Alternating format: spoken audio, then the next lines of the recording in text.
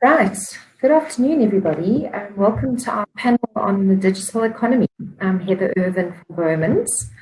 2020 has been a very exciting year on the tech and communications front. During the national lockdown, we were all plunged into remote working very suddenly. Millions of South Africans were forced to turn to the digital world to be able to shop and socialize and search for information and services. Now, while the pandemic was almost entirely unpredictable, this drastic shift into the digital world has certainly been something which has been firmly on the South African agenda for quite a long period of time. And we've appreciated the need to develop suitable technologies and infrastructure in order to be able to join the move into the fourth industrial revolution and to be able to capitalize on these opportunities to drive inclusive growth. And in June 2019, we saw the creation of the new Department of Communications and Digital Technologies, and also the establishments of the President's Commission on the Fourth Industrial Revolution, which is tasked with leading state and institutional actors into a digital future which addresses the triple South African scourge of poverty, unemployment, and inequality.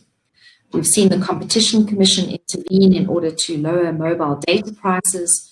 And just a month ago, they published a paper suggesting interventions in order to preserve contestable digital spaces in South Africa. ICASA's inquiries into the mobile broadband and subscription broadcasting markets are still underway, and we are about to see the long-awaited auction of high-demand mobile spectrum. So our panel today will reflect on some of these developments and also talk about some of the opportunities that we see arising in South Africa. So without further ado, I'd like to extend a very warm welcome to all of our speakers this afternoon. Firstly, from Google, Mr. Fortune Mgwili-Sibanda. He is the Southern Africa Head of Government Affairs and Public Policy.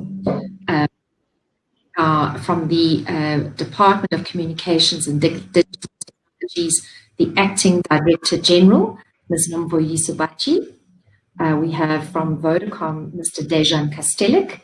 He's the Chief Technology Officer for Vodacom and a member of the Vodacom Group Limited Executive Committee. And then last but not least on the line with us today is Andy Searle, who's the Chief Executive Officer of Business Processing Enabling South Africa. Welcome, everybody. Ms. Batyi, if we can start with you, maybe you'd like to look back a little bit at 2020 and give us an insight into some of the key trends and statistics from the department's perspective.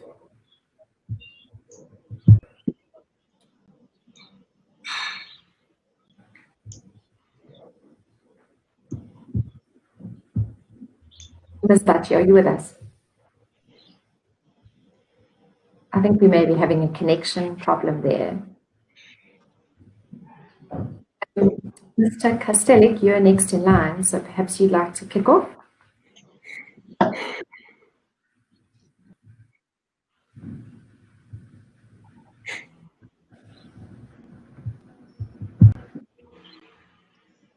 Hi, Heather. Can you hear me? We can indeed. Go ahead. Okay, just to check the audio. It seems that we have some smaller technical issues. So right. let me try to. Good afternoon to fellow panelists. I note that the network is quite bad. We have thunderstorms here in Pretoria. I do apologize if I'm breaking. Just as this 2020, as you've already said, we've faced a number of challenges nationally. However, just from our side in South Africa, from the COVID-19 pandemic, we have actually seen a great adoption of the 4IR in our daily lives as to how we have done this. You would have noted that during the pandemic, we had our minister published a directive as she was expectant at Gazette in March, on March 27, wherein she directed ICASA to issue a temporary spectrum for our mobile operators to issue a 5G spectrum. And this actually accelerated the deployment of 5G spectrum earlier than it was as I was anticipated. And in this respect, you would have noted that will also be with the Presidential Commission that has just been published and then gazetted.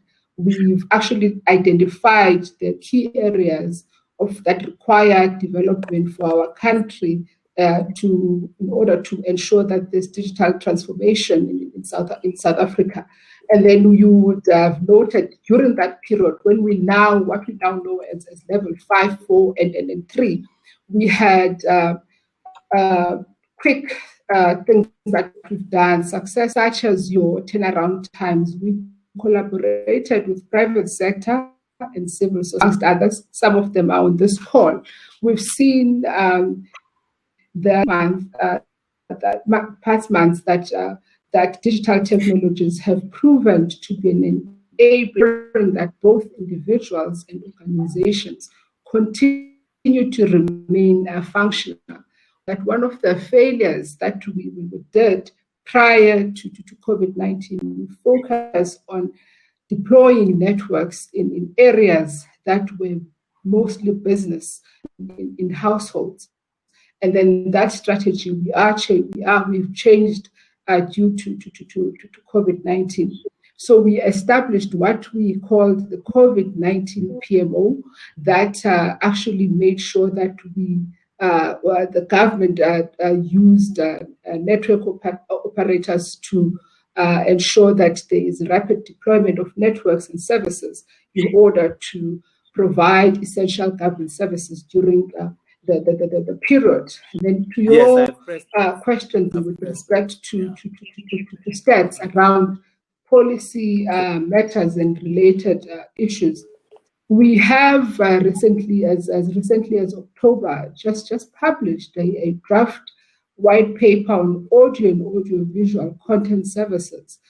This is the policy framework that seeks to relax foreign direct ownership. Currently, the foreign direct ownership for audio and content services sits at 20%. And we are proposing that it should be relaxed, sitting between 30%, especially for those that are within the African Trade Agreement. So those are the proposals that we are making in this respect.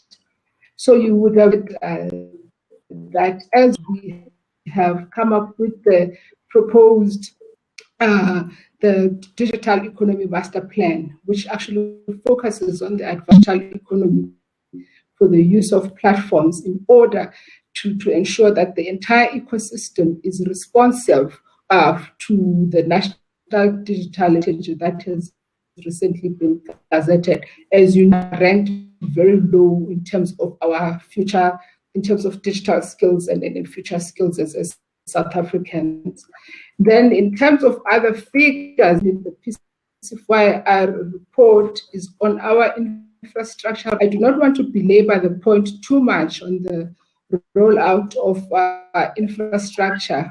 We are developing a strategic implementation plan which will map out the recommendations of the PCFYR published in October, and as to how South Africa acquire technologies and increase our global competitiveness. You would have noted, we know that as South Africa, we are amongst the lowest in terms of ease of doing business. We are intending to leverage on our strength, and the strength being that that we are able to work together, have been able to turn around our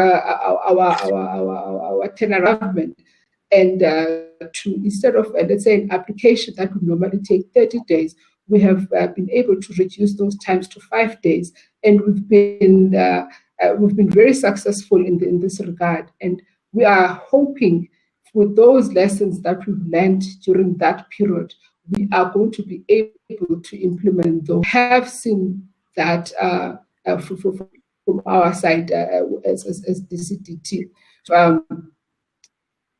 As well, if you are looking as to what is it that we want to be implementing as one of the key drivers of of the department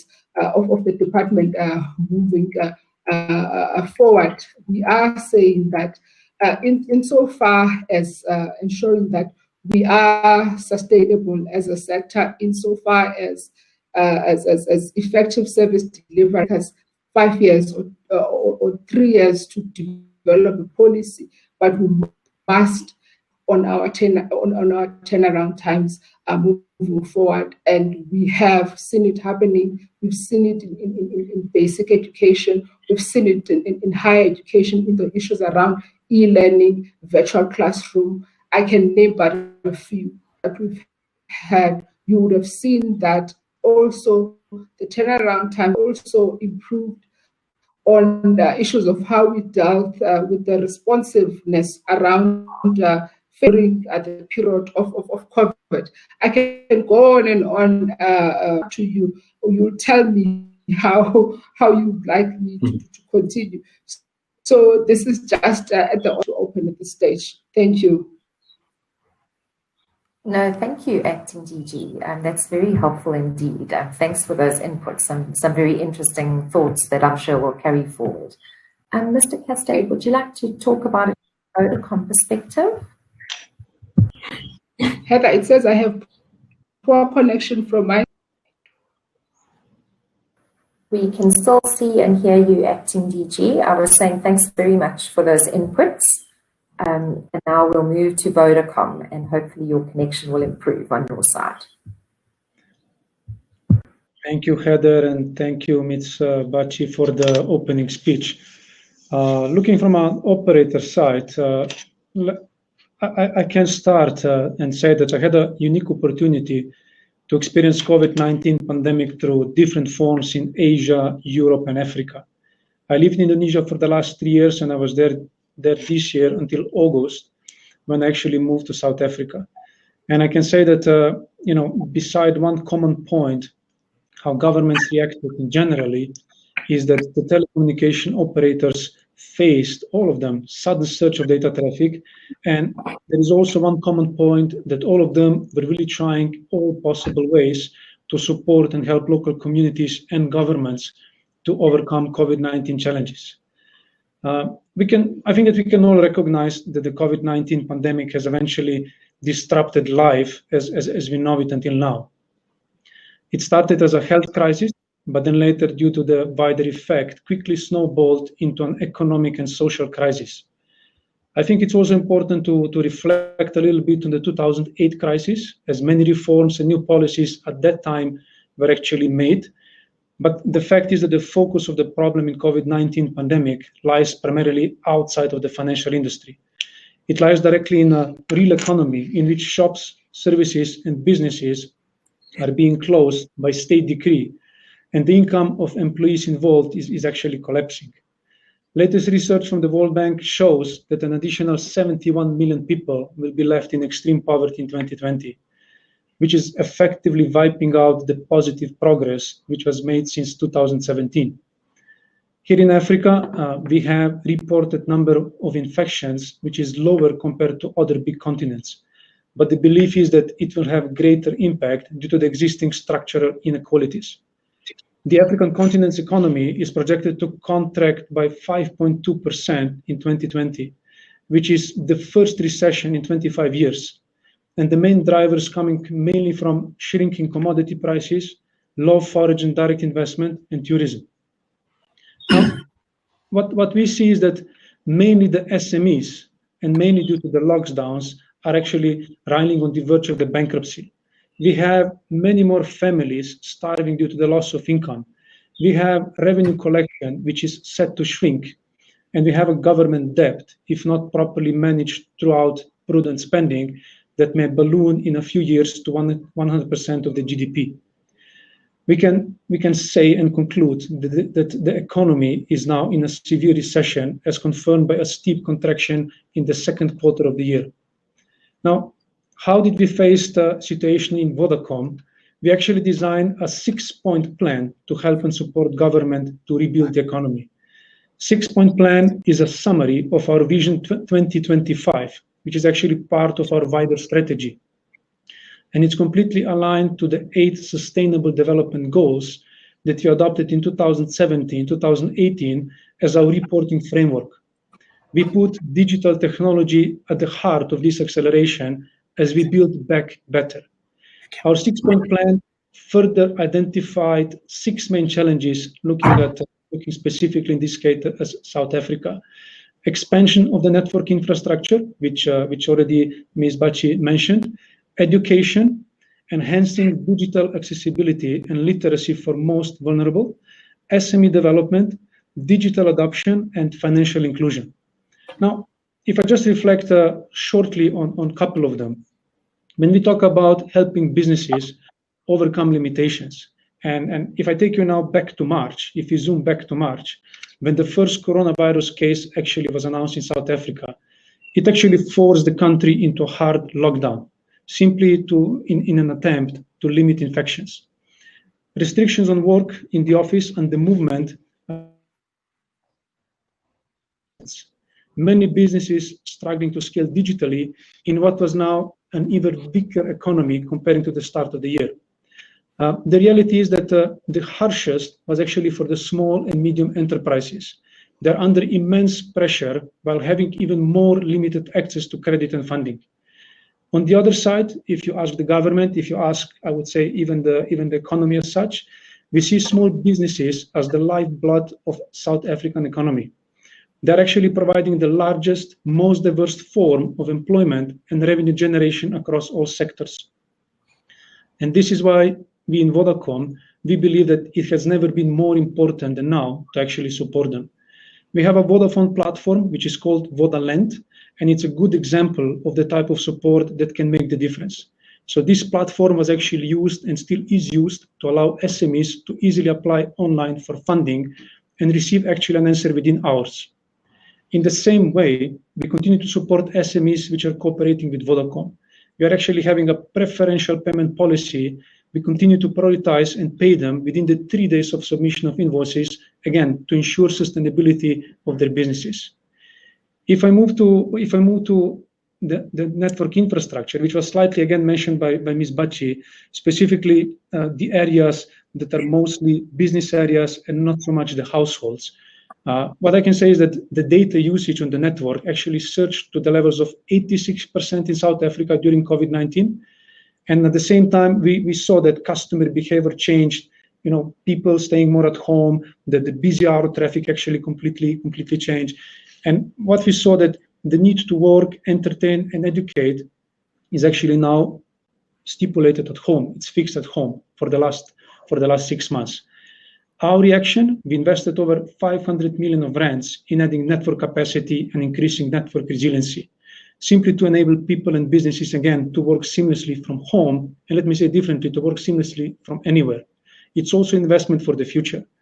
And we want to make sure that we continue to deliver that world-class connectivity to critical national infrastructure and to continue to serve as a key enabler of the economy development.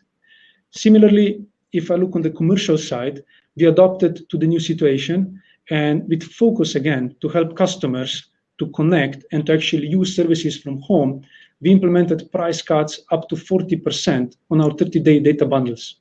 And we launched a range of new free essential services, simply again to enable that different situation. If you allow me to the last topic, and that's actually acceleration to support the government, specifically in the e-health, e-education, and digital adoption. We have our e-school, free e-school platform, which we launched already in the past with partnership with DB back in 2014.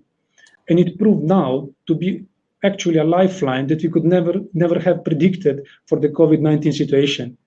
E-school project grew from March this year from 900,000 to 1.2 million registered users, providing free access to educational content online.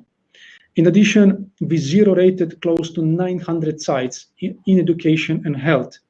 We provided a platform called Connect You, which goes beyond the COVID-19. It's actually a part of our broader Vodacom program to create a social contract with our stakeholders to address pressing societal challenges. We donated 20,000 smartphones, including 100 terabytes of data, 10 billion of voice call minutes to the National Departments of Health to help COVID-19 testing campaign. We partnered with Discovery Health to provide free virtual doctor consultation to the general public to diagnose and treat the virus. And we provided a mobility insight solution for tracking movement of COVID-19 patients. But just to summarize in a, I would say, short sentence, I would say that this pandemic is no different to any other form of national disaster or state of emergency. We have to collaborate, we have to partner to address the problems and challenges as effective as possible. I think that the public, private sectors, as well as NGOs and non-profits, we must work in tandem and support one another to solve the country's problem. I think same approach goes for the future, but let me pause here because I think that you have looking at the future in the next couple of questions. Thank you very much, Heather. Yes, that's quite right. Thanks so much. Mr. Mahlangu, are you with us again? And if so, would you like to pick up the conversation at that point? Thank you, Heather. I hope I'm audible. Basically, the pandemic taught us a few things. That there are certain capabilities that lie within the private and public sector, and which, if harnessed properly, they could be brought to bear to deal with any type of challenge that we have. For instance, as the Telkom Group, we have one of our subsidiaries, BCX, one of the leading IT companies. We collaborated with the National Department of Health, the National Institute of Communicable Diseases. We brought our data scientists to help them to mine the data that they have and to make sense of it so that we could, as a country, be able to disrupt the disease. Because you will recall that the disruption of the disease was predicated on the non-availability of any pharmacological intervention. So you had to then be able to understand the movement of people, the behavior of people, and how within all of those social dynamics you can be able to crack the disease and flatten the curve, as it was the point at the time. And then, I mean, we're proud as Telkom that we're able to work with the NICD, Stats SA, and our scientists to be able to provide a solution where we could be able to slow this disease and eventually flatten the curve. So that was one of the things that we seldom undermine the capabilities that we have as the private sector and those that lay in the state. So the collaboration between Telkom Group and the government was quite remarkable for me.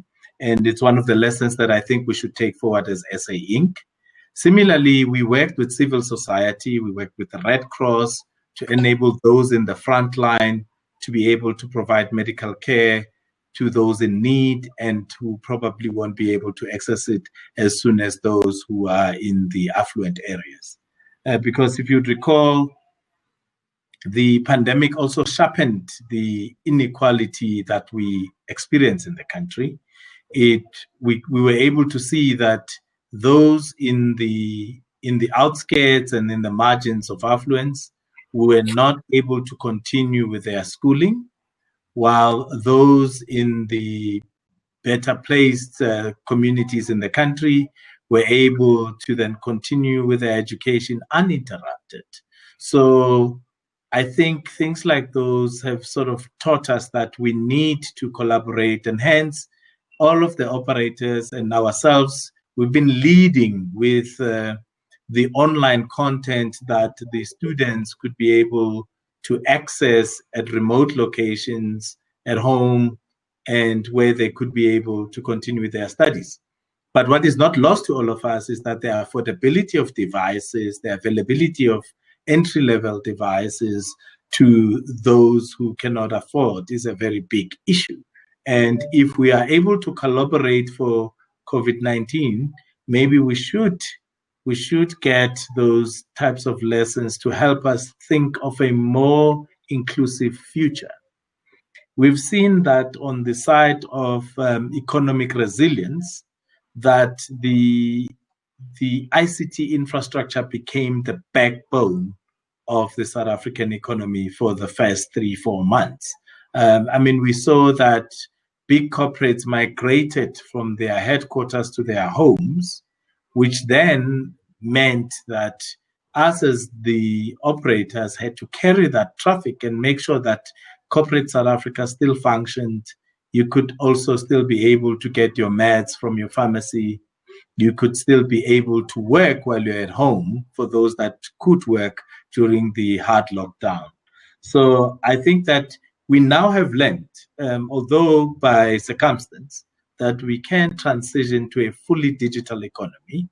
And one of the key reasons is that we need to invest more on our ICT infrastructure, both from the fiber side and on the mobile, and to encourage a lot of innovation so that we are ready for the future as it presents itself to us with more innovation, particularly in the industrial side. And this has sort of said to me that we need to think holistically and not just think as government and private sector. We need to think as South Africa Inc. For instance, there are issues of the developmental issues. Those need not be issues we brag about as CSI. We could coordinate and make sure that school connectivity is prioritized not as a license obligation or under service obligation, but that we all agree that this is what we're going to do. And of course, as business, we would need to make sure that that happens, but also government establishes a very enabling environment for us to be able to trade, to be able to flourish and invest more on the infrastructure. Because theoretically, we should be very far if you look at the contributions of the operators to the Universal Service Fund. Thank you, Heather. Thanks very much, Mr. Mahlangu. Mr. Mgwili, would you like to come in at that point? Thanks, Heather. Thanks for having us, and thank you very much for the audience that is joining us online. I think, at the risk of sounding like a broken record, I'm going to agree with what the previous speakers have said in terms of our observation of what 2020 has been. It cannot be overemphasized that the pandemic had devastating effects on people, on human lives, on economies. But we also saw something that we ourselves, even at Google, had not quite anticipated, especially here in Africa. Dr. Mahlangu started to talk about the resilience of the digital economy. And that's where I want to actually jump off. It's my one of the key takeaways